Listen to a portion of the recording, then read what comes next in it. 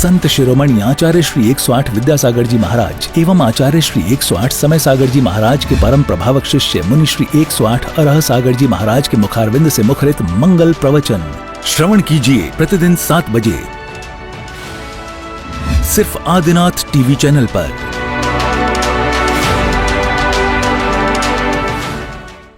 राजस्थान के किशनगढ़ का Tilak stone and arts private limited, जो अपनी चमक दमक के लिए प्रसिद्ध है, जहां पर मिलता है हर प्रकार का उच्च क्वालिटी का मार्बल एवं उससे बने उत्पाद, ऐसे ही तिलक ग्रुप परिवार को सौभाग्य मिला है परम पूज्य मुनि श्री अरह सागर जी महाराज के प्रवचन का पुण्यार्जक बनने का।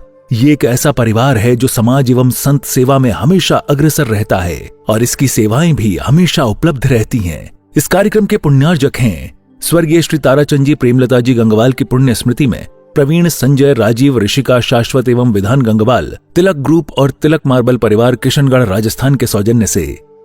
वेबसाइट www.tilakstonearts.com, संपर्क सूत्र 9319374633, ईमेल sales@tilakstonearts.com। इस कार्यक्रम के पुण्यार्जक हैं स्वर्गीय श्री ताराचंद जी प्रेमलता जी गंगवाल की पुण्य स्मृति में प्रवीण संजय राजीव ऋषिका शाश्वत एवं विधान गंगवाल तिलक ग्रुप और तिलक मार्बल परिवार किशनगढ़ राजस्थान के सौजन्य से। वेबसाइट www.tilakstonearts.com, संपर्क सूत्र 9319374633, ईमेल sales@tilakstonearts.com।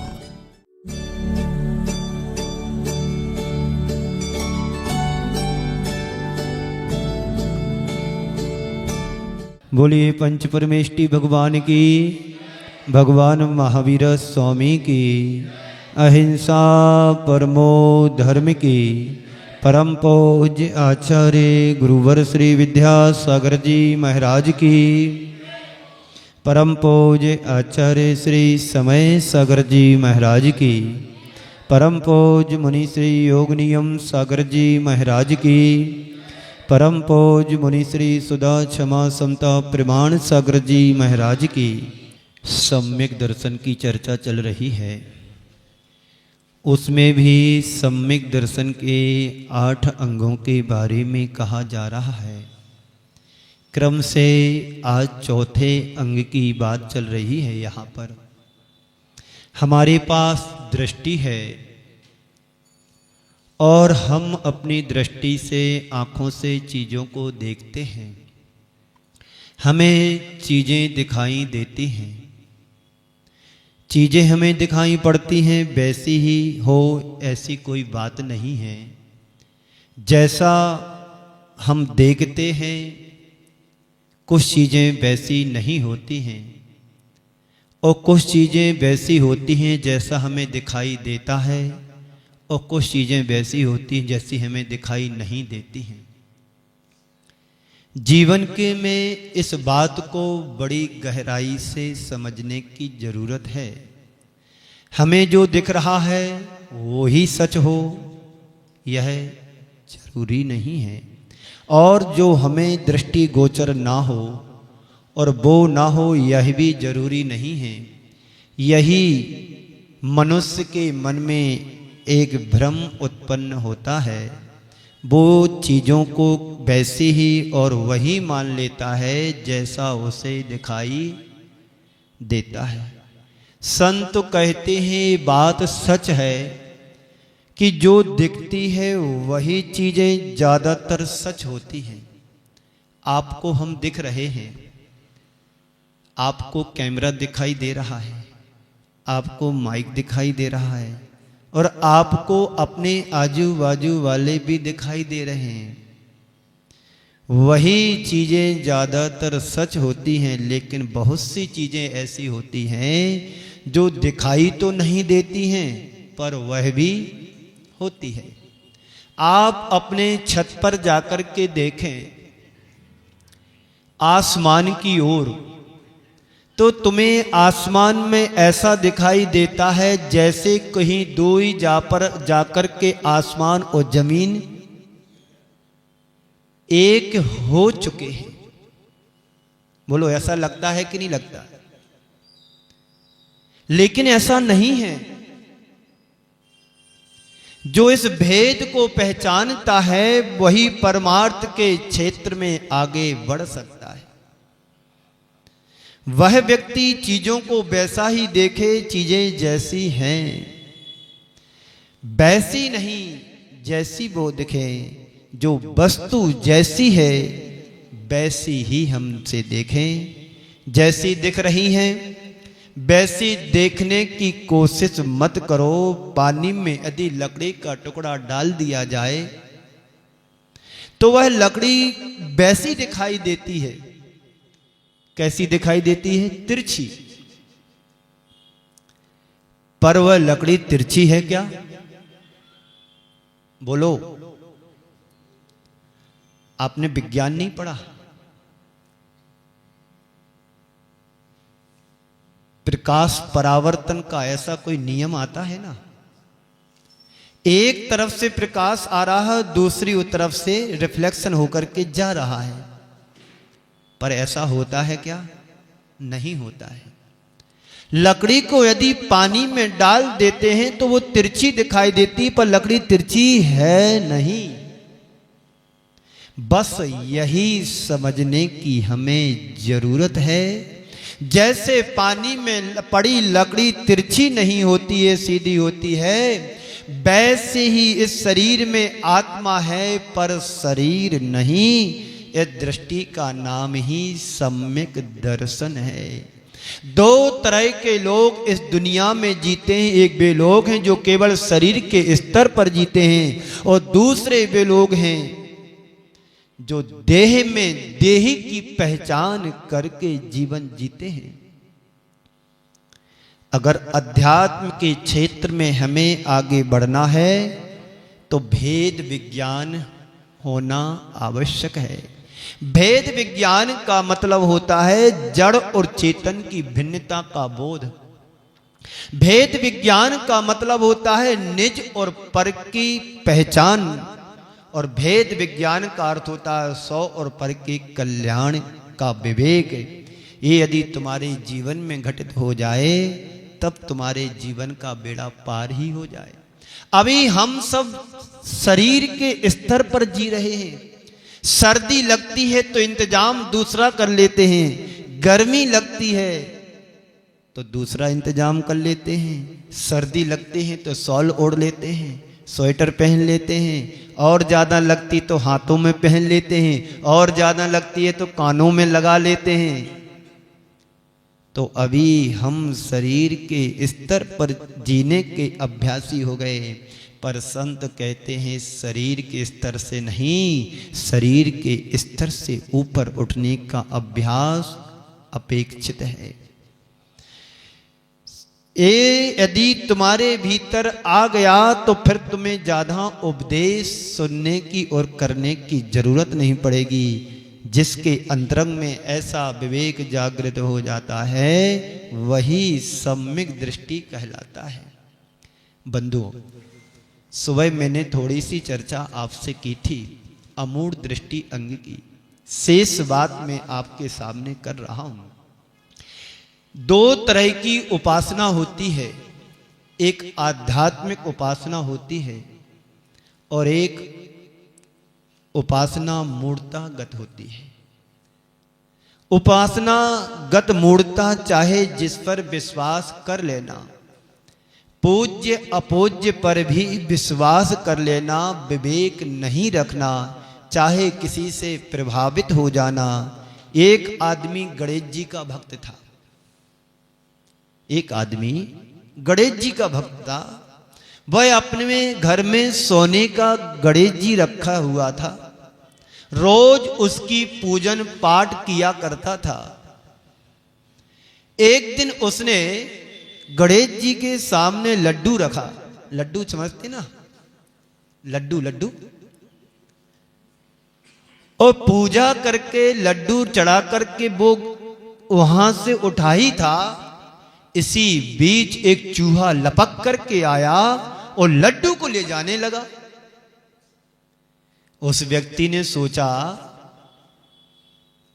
जो गणेश जी स्वयं की रक्षा नहीं कर पा रहे, लड्डू की रक्षा नहीं कर पा रहा, वो मेरी रक्षा कैसे करेगा? इससे बड़ा तो चूहा है। इससे बड़ा चूहा है। दूसरे दिन से उसने चूहे की पूजा की और पूजा शुरू करना उसने कर दिया। ये चलता रहा। एक दिन चूहा के सामने बिल्ली लपक करके आई। उसने कहा हद हो गई, गणपति की मैं पूजन कर रहा था, चूहा आया, चूहा लड्डू लेकर के जाने लगा, अब चूहा के ऊपर बिल्ली झपक करके आई। चलो चूहा नहीं, बिल्ली इससे बड़ी है, बिल्ली की पूजा करो। बिल्ली की वह पूजा करने लगा। मैं कैसा पागल हूं, चूहे से बड़ी बिल्ली है। अगली दिन से उसने बिल्ली की पूजा करना शुरू कर दी। बिल्ली को पूजते पूजते काफी समय हो गया। एक दिन घर सूना था। बिल्ली किचन में आई। पत्नी किसी काम में लगी हुई थी। एक भगोनी में दूध रखा था। बिल्ली जैसे ही दूध पर लपकी, उसकी घरवाली ने एक लठ उठा करके उसको दे मारा। बिल्ली दुम उठा करके भागी। एक खेल देख करके लगता, अरे इससे बड़ी तो मेरी पत्नी है, जो बिल्ली देख करके भाग गई।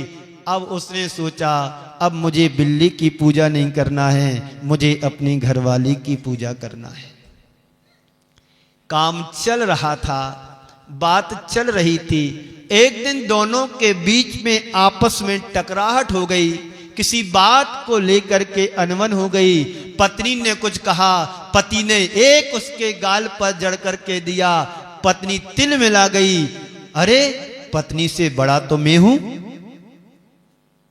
पत्नी से बड़ा तो मैं हूं। उसे ख्याल आया, अरे मेरी घरवाली है, उसकी ही तो पूजा कर लो। उससे बड़ा मैं खुद हूं, और मैं अपने आप को ही क्यों ना पूजूं। खुद को स्वयं पूजने लगा। बात थोड़ी समझने की है।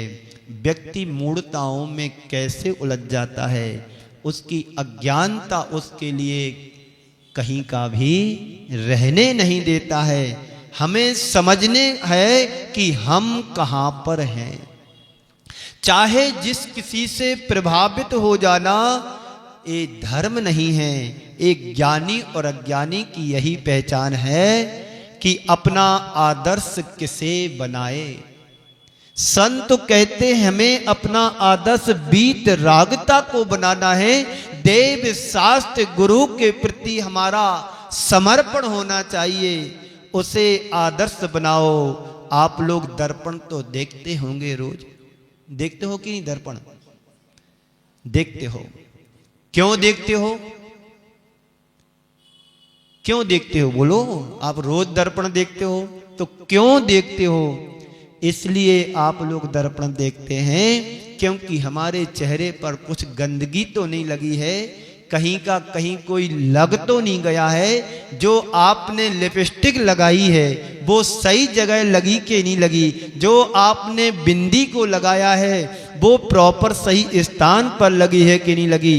अरे महाराज, सुबह से हम सबसे पहले दर्पण को ही देखते हैं, बाद में किसी और को देखने का अवसर आता है। सबसे पहले दर्पण को ही देखते हैं। तो क्यों देखते हैं? इसलिए देखते हैं कि कहीं मेरे चेहरे पर कोई किट्टीमा, कालीमा, कचड़ा, दाग धब्बा तो नहीं लगा। दर्पण तुम्हारा कैसा है? साफ सुथरा होता है ना। दर्पण में यदि दाग और धब्बा होता है तो उसमें तुम्हारा साफ स्वच्छ चेहरा दिखाई नहीं दे सकता है। बोलो, दे सकता है क्या? जोर से बोलो। हाँ, नहीं दे सकता है। उसी दर्पण में तुम्हारा साफ स्वच्छ प्रतिबिंब उभरता है। जो दर्पण साफ और स्वच्छ होता है तो वही आदर्श तुम्हारा स्वच्छ प्रतिबिंब को उभार सकता है, जिसमें कोई दाग धब्बा ना हो। वह तुम्हें स्वच्छ प्रतिबिंब कैसे दर्शाएगा? जिसमें दाग और धब्बा होगा। पर आचार्य कहते हैं बीत राग देव धर्म गुरु और शास्त्र की उपासना करो, जो बेदाग हो वो तुम्हारे जीवन को बेदाग ही बना पाएगा। इसलिए उसमें प्रतिबिंब उससे उनसे प्रभावित हो, बाकी सबसे अप्रभावित। ना राग, ना द्वेष, ना प्रशंसा, ना निंदा। आचार्य भगवंत कहते हैं समंत्र भद्र नहीं, आचार्य मानतुंग महाराज के बारे में कहा जाता है, उन्होंने कहा है मन्ने वरम हरिहरादयेव दृष्टा दृष्टेषु येषु हृदयम त्वयितोषमेति किम बीज चैन भवता भुवि एन नान्या कश्चिन मनोहरति नाथ भवान तरेपि। भगवान आपके पहले दुनिया देख ली मैंने, बड़ा अच्छा हुआ। आप लोगों ने भी दुनिया देखी है। आचार्य मानतुंग महाराज भगवान से कह रहे हैं कि भगवान आपके पहले दुनिया देख ली, अच्छा हुआ कि मैंने देख लिया। आपको नहीं देखा था सो देख लिया, अब देखने के बाद दुनिया में मेरा कोई ध्यान आकर्षित करने वाला अब कोई नहीं है। कोई आकर्षित मुझे नहीं कर सकता है, मुझे कोई प्रभावित भी नहीं कर सकता है। आपको देखने के बाद अब मैं किसी से प्रभावित होने वाला नहीं हूं और हो भी नहीं सकता हूं। आपका रंग ही कुछ ऐसा है प्रभु, मेरे ऊपर ऐसा रंग चढ़ गया, अब किसी और का रंग चढ़ने वाला मेरे ऊपर नहीं है। आप क्षीर सागर हो, बाकी क्षार सागर है। ये समझ हमारे अंदर विकसित होना चाहिए, फिर ज्यादा कहने और करने की आवश्यकता नहीं होती है। बंधुओं, सम्यक दृष्टि तत्वज्ञ होता है, उसे वस्तु स्वरूप का बोध होता है, ज्ञान होता है। मेरा आदर्श बीतराग, मेरा आदर्श पूज्य बीतरागी, उनका ही मैं उपासक हूँ और उनका ही मैं आराधक हूँ, उनका ही मैं सेवक हूँ। आप रोज भगवान का अभिषेक करते हैं, सुबह आ जाते हैं 6-7 बजे तक, भगवान को भी शांति से नहीं बैठने देते हैं और खुद शांति से नहीं रहते हैं। घर में भी अशांति फैलाते हैं और भगवान के दरबार में आकर के भी अशांति फैलाते हैं। अरे थोड़ी सर्दी है तो भगवान को शांति से तो रहने दो। पर नहीं, हे प्रभु मैं तुम्हारा उपासक हूं, आप मेरे आराध्य हो, आप मेरे उपासक हो, मैं आपका ही सेवक हूं और उनके लिए मैं ही समर्पित हूं। ये लक्ष्य हर व्यक्ति के जीवन का होना चाहिए।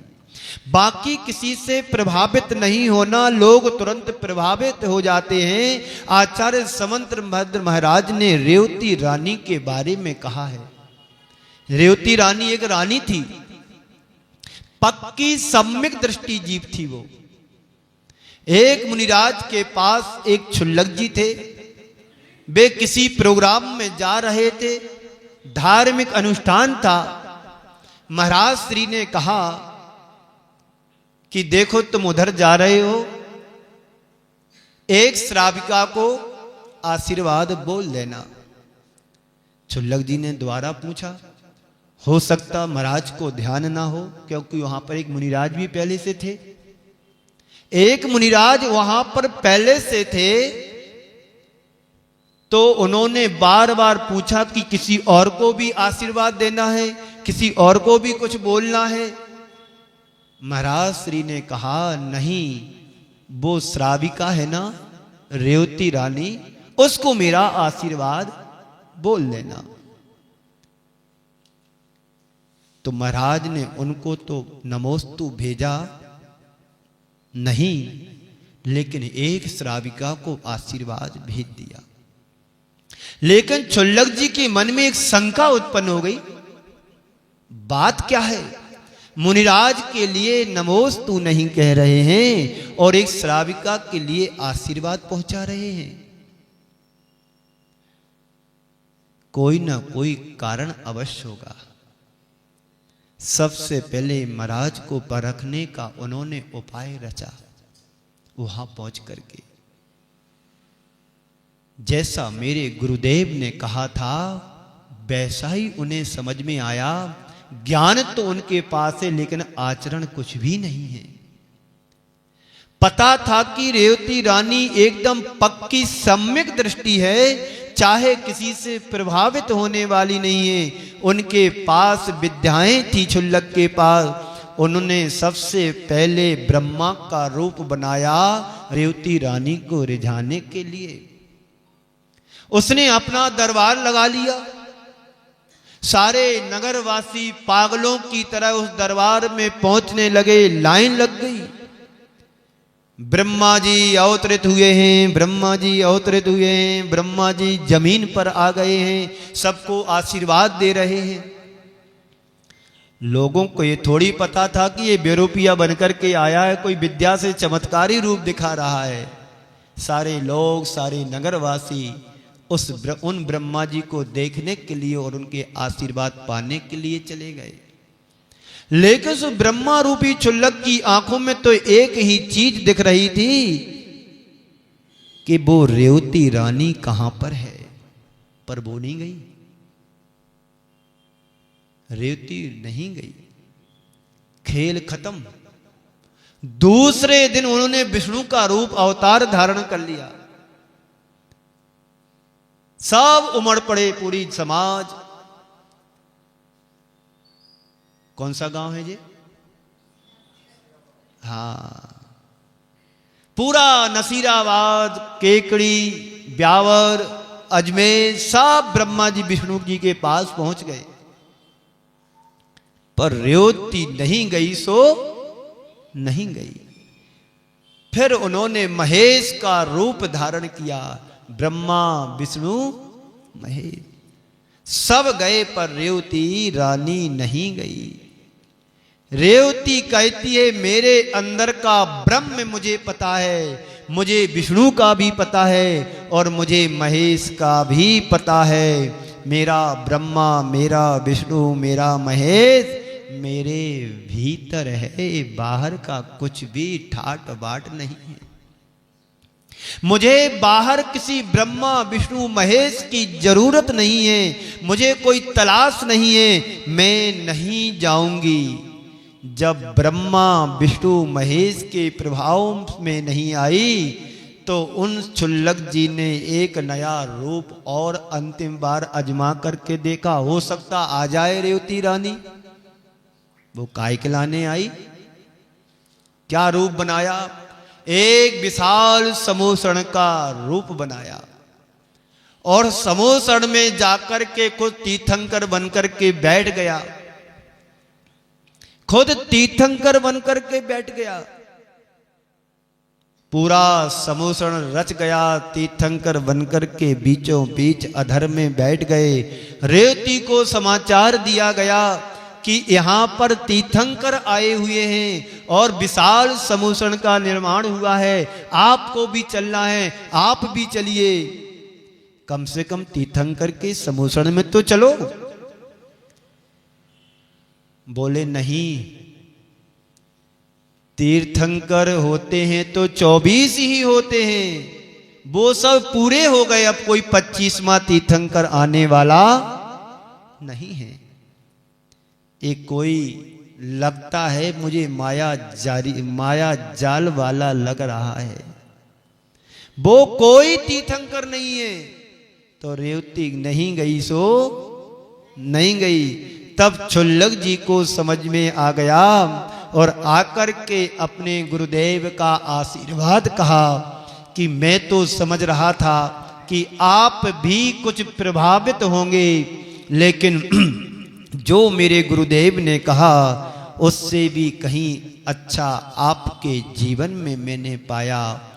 बस तुम पक्की सम्यक दृष्टि जीव हो, धर्म से प्रभावित हो और अधर्म से अप्रभावित हो, सत्य से प्रभावित हो और असत्य से अप्रभावित हो, पदार्थ से प्रभावित हो नहीं, परमार्थ से प्रभावित हो।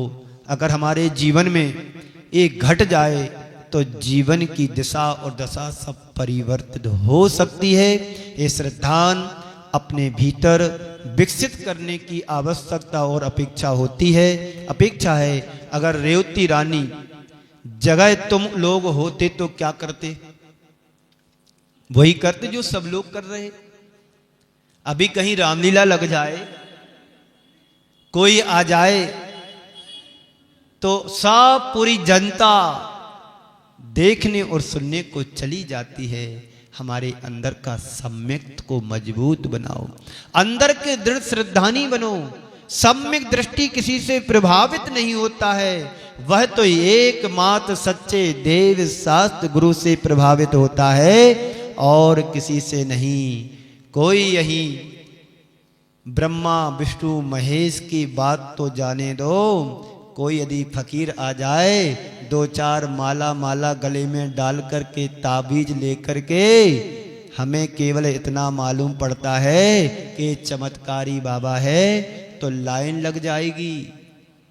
होता भी है, कोई कह तो दे कि यहां पर ताबीज देते हैं, नरियल देते हैं, ये करते वो करते, लोगों की लाइन लग जाएगी। मंत्र देते हैं, अरे भैया मंत्र तंत्र से कुछ नहीं होता है। जब तक अंदर का तंत्र मजबूत नहीं होगा, तब तक तुम्हारे बाहर के मंत्र भी प्रभावित नहीं कर पाते हैं। अंदर का पुण्य जब तक तुम्हारा मजबूत नहीं होगा, तो बाहर की प्रतिमा भी तुम्हें कुछ भी प्रभावित नहीं कर पाएगी। तो सबसे पहले हमारे अंदर का श्रद्धान हो, विश्वास हो, आस्था हो, समर्पण हो, तो सारे मंत्र हमारे लिए कामकारी होते हैं। तो लेकिन सम्यक दृष्टि इसे मूर्ता के रूप में गिनता है। सत्य का श्रद्धानी वह जानता है कि इस प्रकार की उपासना में कोई सार नहीं है। वही उपासना करो, वही आराधना करो, वही पूजा पाठ करो जो तुम्हारी आत्मा को परिष्कृत कर सके, जो तुम्हारे जीवन को पवित्र और पावन बना सके और वीतरागता के संस्कारों से आरोपित तुम्हें कर सके। बाकी तो सब संसार के चक्र हैं, संसार को बढ़ाने वाली क्रियाएं हैं। एकमात्र सम्यक वर्धनी क्रिया है जो देव शास्त्र गुरु की रोज आराधना करते हैं। हम रूटीन से ना करें, रूटीन को बदल करके करेंगे तो निश्चित हमारे जीवन में कुछ घटित हो सकता है। आप लोग जिंदगी से पूजन पाठ कर रहे हो, वहीं के वहीं हैं। कुछ हमारे जीवन में परिवर्तन आया कि नहीं आया? जो पहले थे आज भी हम वही हैं। यदि तुम्हारे जीवन में परिवर्तन नहीं आ रहा है तो समझना कि हमारी पूजा भी अभी सही पूजा नहीं है। भगवान की भक्ति करते करते अंदर का भक्त प्रकट हो जाए तो समझना कि हमारी भगवान की भक्ति सार्थक है।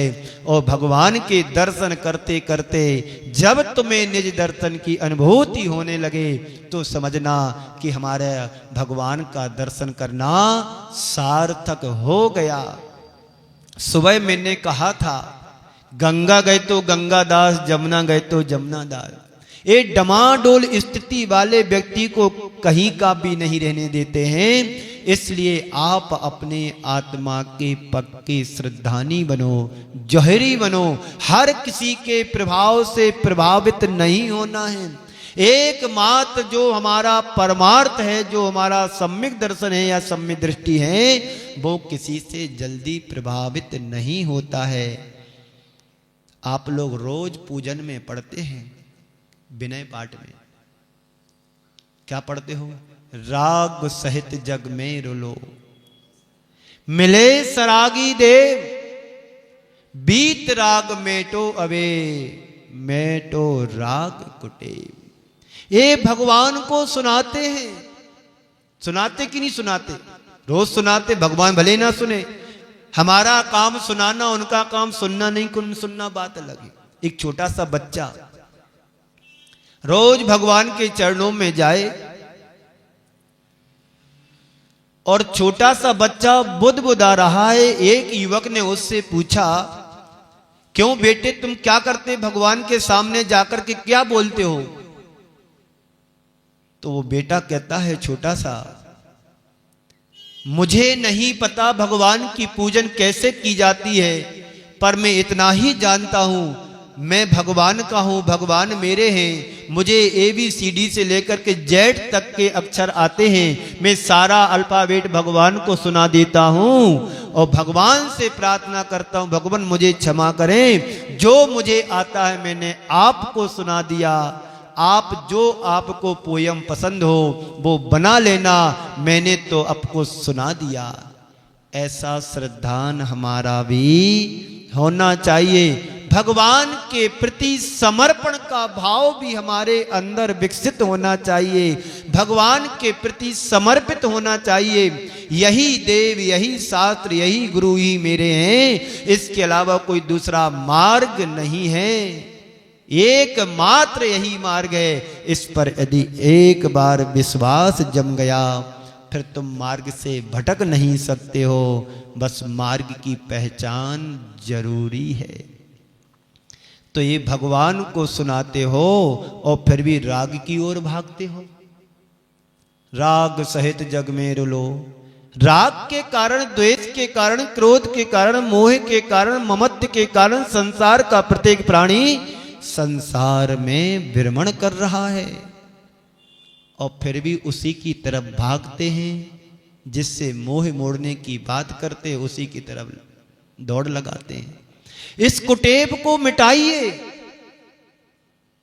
जीवन के सत्य को पहचानने की कोशिश होनी चाहिए, तब जीवन में कुछ परिवर्तन घटित होगा। बात समझ में आ रही है? सम्यक दर्शन के 8 अंगों की बात है। सम्यक दृष्टि 8 अंगों से सहित होता है, 7 भयों से रहित होता है। सप्त भय विप मुक्का, 7 प्रकार के भयों से सम्यक दृष्टि मुक्त होता है। मरण के भय से मुक्त होता है। यह लोक भय, परलोक भय, अत्राण भय, मरण भय, आकस्मिक भय, इन सब से रहित होता है। वो दृढ़ संकल्पी श्रद्धानी होता है। तो जीवन के सत्य को पहचानने की कोशिश कीजिए, तब जीवन में, हमारे जीवन में, सभी के जीवन में कुछ परिवर्तन आएगा। सम्यक दृष्टि हिलता नहीं है, चाहे कुछ भी हो जाए। उसका श्रद्धान तो तलवार पर चढ़ाए हुए पानी की तरह होता है। तलवार के टुकड़े टुकड़े कर दिए जाएं, लेकिन सोने का पानी नहीं छूटता है। यदि छूट जाए तो वो सम्यक दृष्टि नहीं, तो ये मूढ़ता है। 3 प्रकार की हमारे शास्त्रों में मूढ़ता के बारे में कहा गया है। एक देव मूढ़ता, एक गुरु मूढ़ता और एक लोक मूढ़ता। 6 ढाला में तो पढ़ते होंगे आप लोग। वरदान की अभिलाषा से जिस किसी की पूजा उपासना करना, ये देव मूढ़ता मानी गई है। कुछ मुझे लाभ मिलेगा, वहां जाकर के ऐसा करेंगे तो हमारा फायदा होगा, ये देव मूढ़ता है। द्रव्य संग्रह में बहुत अच्छी बात कही गई।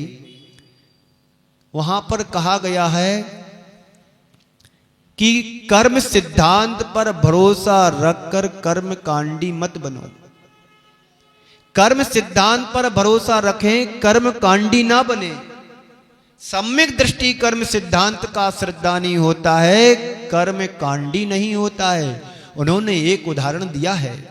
रावण ने बहुरूपणी विद्या को सिद्ध किया था, रामचंद्र ने कोई विद्या सिद्ध नहीं की। नतीजा क्या लिखना?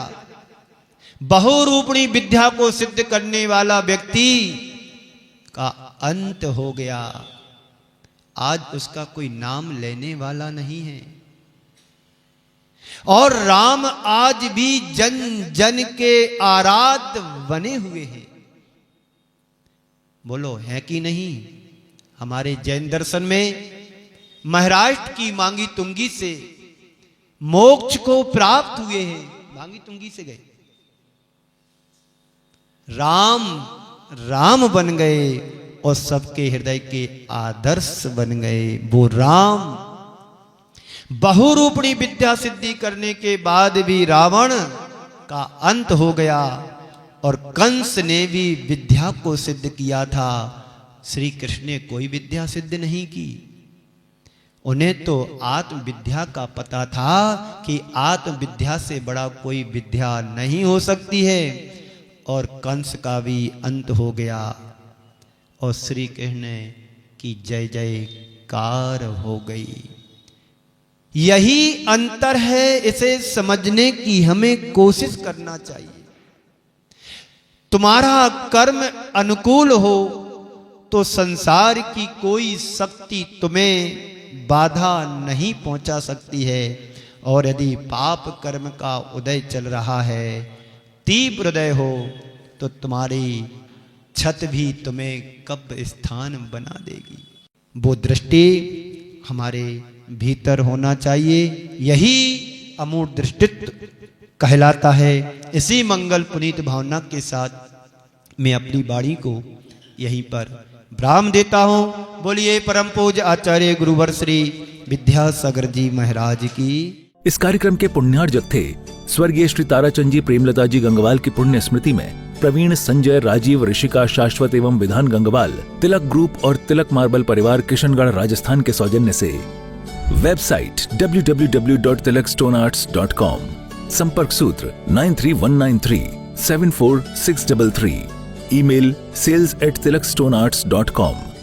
संत शिरोमणि आचार्य श्री 108 विद्यासागर जी महाराज एवं आचार्य श्री 108 समय सागर जी महाराज के परम प्रभावक शिष्य मुनि श्री 108 अरह सागर जी महाराज के मुखारविंद से मुखरित मंगल प्रवचन श्रवण कीजिए प्रतिदिन 7 बजे सिर्फ आदिनाथ टीवी चैनल पर।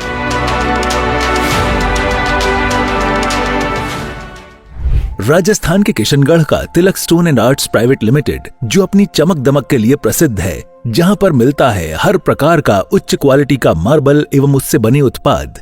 ऐसे ही तिलक ग्रुप परिवार को सौभाग्य मिला है परम पूज्य मुनि श्री अरह सागर जी महाराज के प्रवचन का पुण्यार्जक बनने का। ये एक ऐसा परिवार है जो समाज एवं संत सेवा में हमेशा अग्रसर रहता है और इसकी सेवाएं भी हमेशा उपलब्ध रहती हैं। इस कार्यक्रम के पुण्यार्जक हैं स्वर्गीय श्री ताराचंद जी प्रेमलता जी गंगवाल की पुण्य स्मृति में प्रवीण, संजय, राजीव, ऋषिका, शाश्वत एवं विधान गंगवाल, तिलक ग्रुप और तिलक मार्बल परिवार किशनगढ़ राजस्थान के सौजन्य से। वेबसाइट www.tilakstonearts.com, संपर्क सूत्र 9319374633, ईमेल sales@tilakstonearts.com।